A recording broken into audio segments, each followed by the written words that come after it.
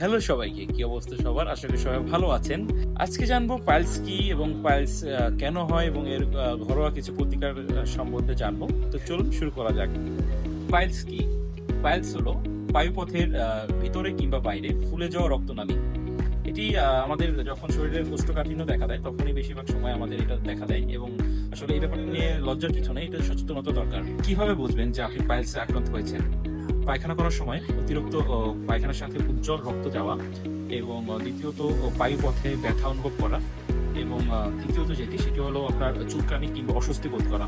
এখন জানবো হলো কি কারণে এই সমস্যাগুলো হয়। আমাদের ইদানিং যে আমাদের ম্যাক্সিমাম মানুষের বদ অভ্যাস বেশি সময় টয়লেটে বসে থাকা এবং কম ফাইবারযুক্ত খাবার খাওয়া এবং আপনার খাদ্য অভ্যাসে বাজে খাবার, আমরা যদি অতিরিক্ত তৈলাক্ত খাবার গ্রহণ করলে এই সমস্যা দেখা দিতে পারে। এই সমস্যা থেকে বাঁচতে ঘরোয়া কিছু প্রতিকারের উপায়, এর ভিতর অন্যতম হলো বেশি বেশি শাকসবজি খাবেন, ফল খাবেন, পর্যাপ্ত পরিমাণে পানি পান করবেন, পায়খানার সময় অতিরিক্ত কোদ কিংবা প্রেশার দেওয়াটা থেকে বিরত থাকবেন এবং গরম পানিতে একটু লবণ ব্যবহার করে কিংবা পপিসের যেগুলো আছে সেগুলো ব্যবহার করে সিজ বাথ নিতে পারেন।